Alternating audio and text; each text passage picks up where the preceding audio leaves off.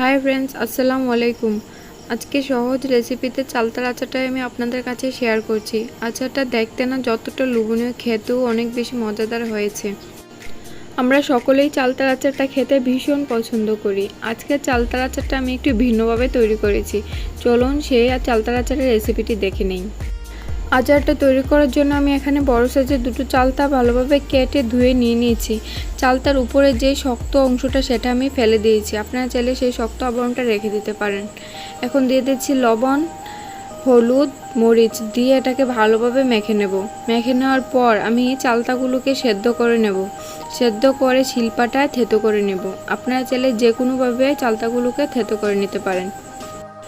আচারটা তৈরি করার জন্য আমি এখানে নিয়ে নিয়েছি শুকনো লঙ্কা, সরিষা, মৌরি, ধনিয়া।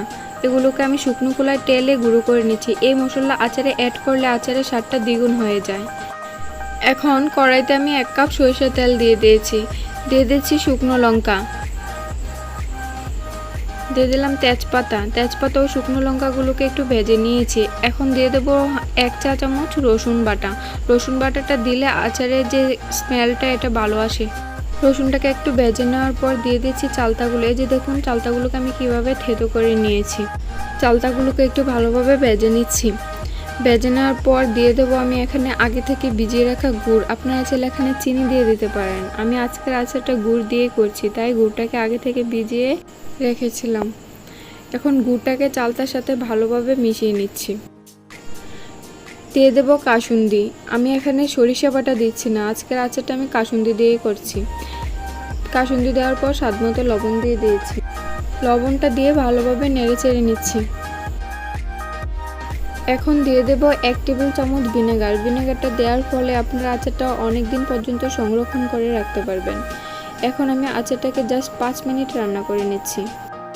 দিয়ে দিচ্ছি আগে থেকে টেলে রাখা মশলা গুঁড়ো। মশলা গুঁড়াটা দিয়ে আবারও নেড়ে নিচ্ছি। দেখুন বন্ধুরা, আচারটা আমার রেডি হয়ে গেছে। এখন চুলা থেকে নামিয়ে ঠান্ডা করে আপনাদেরকে সার্ভ করে দেখিয়ে দিচ্ছি। দেখুন বন্ধুরা, আচারটা আমার দেখতে কতটা লোভনীয় লাগছে, এর স্বাদটাও কিন্তু দারুণ হয়েছে। আজকের আচারটাতে আমি কোনো প্রকার কালার অ্যাড করিনি। যদি আপনাদের কাছে আমার রেসিপিটি ভালো লেগে থাকে তাহলে অবশ্যই আমার চ্যানেলটাকে সাবস্ক্রাইব করে দেবেন। একটা ছোট রিকোয়েস্ট আছে আপনাদের কাছে, আমার আজকের রেসিপিটা কেমন হলো অবশ্যই কমেন্ট বক্সে কমেন্ট করে জানাবেন। আপনাদের ছোট্ট একটা কমেন্ট আমাকে ভিডিও বানাতে অনেক উৎসাহ দেয়। আজকে এই পর্যন্তই। আমি আবারও আসবো নতুন আরেকটি রেসিপি নিয়ে। ততক্ষণে আপনারা সবাই ভালো থাকবেন, সুস্থ থাকবেন। আল্লাহ হাফেজ।